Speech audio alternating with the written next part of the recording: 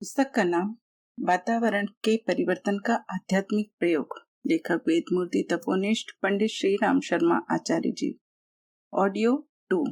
शीर्षक है नवयुग अवतरण में जागृत आत्माओं की भूमिका। भगवान निराकार है, उसका कर्तृत्व प्रेरणाओं तक ही सीमित रहता है। उन्हें क्रियान्वित करने का उत्तरदायित्व देव मानवों के कंधों पर आता है।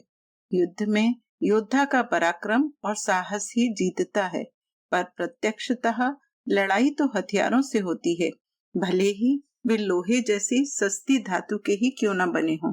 शास्त्र गहन अध्ययन के आधार पर लिखे जाते हैं, पर वह कृत्य तो उंगलियों के सहारे कागज कलम की सहायता से ही होता है। रोगी की प्राण रक्षा चिकित्सक का कला कौशल एवं अनुभव करता है, पर प्रत्यक्षतः तो दवा के रूप में कुछ रसायनों का ही प्रयोग होता है। चित्र कलाकार की प्रतिभावना तो है, पर प्रत्यक्षतः तो रंग योजना एवं कागज का ही प्रयोग होता है। वक्ता भीतर रहता है, परंतु अभिव्यक्ति का प्रकटीकरण जीभ करती है। भगवान निराकार है, इसलिए उनका वर्चस्व प्रेरणाओं तक ही सीमित है। उसका कार्यान्वयन देव मानवों को भूतकाल में भी करना पड़ा है और अब भी वही होना है।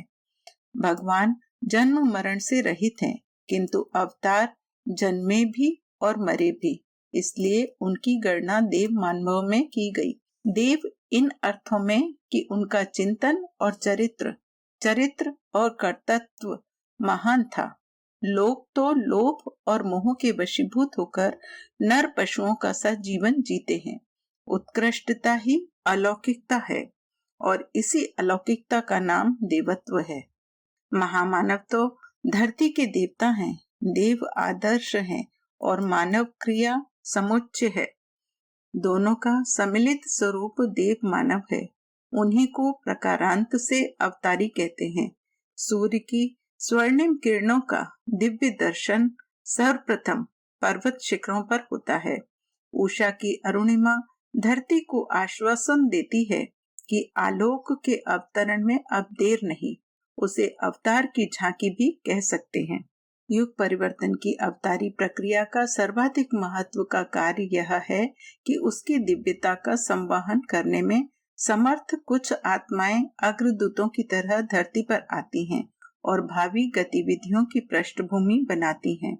जिस क्षेत्र में सेना प्रयाण करती है, उसके रास्ते साफ करने के लिए इंजीनियर आगे आगे चलते हैं। दफ्तरों और कारखानों में तो काम विज्ञजन करते हैं, पर उनका निर्माण कारीगरों द्वारा होता है। शासनाध्यक्षों के आगे आगे पायलट चलते हैं, जुलूस में झंडाधारी आगे चलते हैं। हर अवतरण के साथ अग्रगामियों की युग दूतों की एक बड़ी सेना होती है। उनका बाह्य स्वरूप भले ही सामान्य हो, पर वे भीतर से असामान्य होते हैं। सामान्य जनों को तो पेट पालने और संतति जनने के कुचक्र से आगे बढ़ने की ना इच्छा होती है और ना हिम्मत, किंतु असामान्यों पर कुछ दूसरा ही नशा छाया रहता है। उनका चिंतन और कर्तृत्व इतना ऊंचा होता है जिसकी सामान्यों के साथ कोई संगति नहीं बैठती। एक पाताल में धंसता है, दूसरा आसमान में उड़ता है। देव मानवों का अस्तित्व यूं तो आदर्शवादियों के रूप में सदा ही बना रहता है, पर युग अवतरण के समय उनके दिव्य दर्शन सुलभ होते हैं। रामावतार के रीछ वानर, कृष्णावतार के ग्वाल बाल, बुद्ध के भिक्षु, गांधी के सत्याग्रही परिस्थिति से सामान्य और मनः स्थिति से महान थे। उनके पौरुष का प्रथम परिचय इस रूप में उभरा है कि लोक प्रवाह में बहने से उन्होंने इनकार कर दिया। भले ही वह उपहासास्पद बने, किंतु कष्टकर सेवा साधना स्वीकार करने और विषमताओं से जूझने की तपश्चर्या में उन्हें तनिक भी कठिनाई प्रतीत नहीं हुई, जबकि सामान्य लोगों के लिए भीतरी और बाहरी दबाव आकर्षणों से बच निकलना दुरुस्त ही नहीं असंभव जैसा लगता है। युग परिवर्तन जैसा महत् कार्य ऐसे अंतरंग सामर्थ्यवानों के बल पर ही संभव है। यह प्रयास केवल आत्मशक्ति संपन्न व्यक्ति ही कुशलता पूर्वक संपन्न कर सकते हैं। स्मरण रखना चाहिए कि व्यक्ति वही कुछ नहीं है जो वह बाहर से स्थूल रूप में दिखाई देता है, बल्कि उसकी मूल सत्ता तो उसकी चेतना है, जहाँ आस्थाओं की जड़ें विद्यमान रहती हैं। निष्ठाओं के बीज जड़ें पोषण और अंकुरण को प्राप्त करते हैं। आस्थाओं का शोधन और निष्ठाओं का परिष्कार किए बिना सुधार के सभी प्रयास व्यर्थ जाते हैं। आस्थाओं का परिष्कार ही नव निर्माण का मूल आधार है और यह कार्य आत्मशक्ति संपन्न व्यक्तियों द्वारा ही किया जाना संभव है। शरीर बल, बुद्धि बल, धन बल, मनोबल का अपना महत्व है, परंतु उनके उपयोग की दिशा भी व्यक्ति की चेतना पर निर्भर करती है। व्यक्ति की चेतना यदि निकृष्ट स्तर की है तो वह इन बलों का प्रयोग कर अपना व समाज का भारी अहित ही करेगा। बाहर से लाख प्रतिबंध लगाए जाने पर भी उसके प्रयासों को रोक पाना आसान नहीं होगा। यदि रोक भी दिया गया तो वह बल बिना उपयोग में आई संपत्ति की तरह व्यर्थ पड़ा रहेगा। इसके विपरीत यदि परिष्कृत चेतना द्वारा इन साधनों का उपयोग किया जाए तो उसके सभी पक्षों में सत्परिणाम प्रस्तुत हो सकते हैं। आत्मशक्ति के द्वारा मनुष्य की व्यष्टिगत और समष्टिगत चेतना को परिष्कृत करके जिस नए युग के अवतरण की चर्चा इन पंक्तियों में की जा रही है, उसे यदि एक सूत्र में व्याख्यायित किया जाना हो तो वह सूत्र होगा मनुष्य में देवत्व का उदय और धरती पर स्वर्ग का अवतरण। इस लक्ष्य को प्राप्त करने, स्वप्न को साकार करने का मार्गदर्शन गायत्री के प्रत्येक अक्षर में निहित है। गायत्री को गुरु मंत्र कहा जाता है। गुरु तत्व द्वारा मिलने वाली श्रद्धा, प्रेरणा, भाव संवेदना एवं अनुशासन का प्रकाश गायत्री मंत्र में सन्निहित है। इसलिए गायत्री को गुरु मंत्र कहा गया है। कितने ही मंत्र हैं, वैदिक, पौराणिक, तांत्रिक मंत्रों की संख्या का ठीक ठीक अनुमान भी लगा पाना संभव नहीं है। ऐसी स्थिति में गायत्री को ही गुरु मंत्र क्यों कहा गया, यह विचारणीय हो सकता है। भारतीय संस्कृति में गुरु की व्याख्या करते हुए उसके दो महत्वपूर्ण कार्य बताए गए हैं। एक ज्ञानवर्धन और दूसरा अशुभ निवारण। गायत्री की शक्ति के भी दो पक्ष हैं, पहला सृजनात्मक और दूसरा विध्वंसात्मक। गायत्री की सृजनात्मक शक्ति को ब्रह्म विद्या कहा जाता है और विध्वंसात्मक शक्ति को ब्रह्मास्त्र।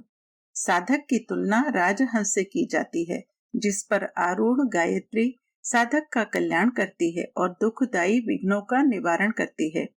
इसी शक्ति की चर्चा जब युग शक्ति के अवतरण संदर्भ में की जाती है तो पहला परित्राणाय साधूनाम और दूसरा विनाशाय च जो दुष्कृताम की अवतार प्रतिज्ञा पूरी होती है। सृजन और ध्वंस एक सम्मिलित पूरक प्रक्रिया है। नया कुछ निर्माण करना हो तो पुराने को हटाना पड़ता है। खेत में फसल उगाना हो तो पहले जमीन पर उगी हुई खरपतवार उखाड़नी पड़ती है। कपड़े को रंगने के लिए पहले धुलाई कर उस पर जमा मैल साफ करना पड़ता है। किसी भी क्षेत्र में निर्माण कार्य तभी पूरा होता है जब वहां उपस्थित कूड़ा कबाड़ा, गंदगी, मलिनता और कषाय कलमश हटाए जाएं। भारतीय शास्त्रों में जिन 14 अवतारों का उल्लेख आता है उनकी यही क्रिया पद्धति रही। अधर्म, अनीति और आतंक का निवारण और धर्म, नीति, सत्प्रवृत्तियों का प्रोत्साहन, अभिवर्धन। इस संदर्भ में एक बात और उल्लेखनीय है, अवतारों की संख्या 24 ही क्यों गिनी जाती है, जबकि समय समय पर कितनी विभूतियां अवतरित होती रही और अपनी निर्माण प्रक्रिया को पूर्ण करती रही। इस संख्या में नाम या क्षेत्र विशेष का महत्व नहीं है। वस्तुतः संकेत युग शक्ति के रूप में अवतरित होती रहने वाली गायत्री महाशक्ति की ओर है। उसे नाम और रूप भले ही चाहे जो दे दिया जाता रहा हो। गायत्री के 24 अक्षरों में वे सभी सिद्धांत सूत्र रूप में सन्निहित हैं, जिनके आधार पर युगांतरकारी परिवर्तन प्रस्तुत होते हैं।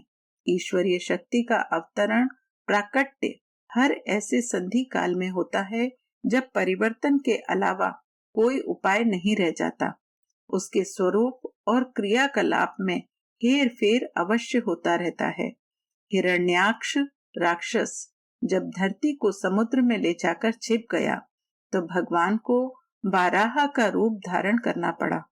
हिरण्यकशिपु को वरदान था कि वह ना मनुष्य से मारा जा सकेगा और ना पशु से, ना घर में मारा जा सकेगा और ना बाहर, ना मल्ल युद्ध में मारा जा सकेगा, ना शस्त्र युद्ध में। इसलिए भगवान को मनुष्य और सिंह का सम्मिलित रूप धारण कर देहरी में नखों को शस्त्र की तरह उपयोग कर हिरण्यकश्यप को संहार करना पड़ा।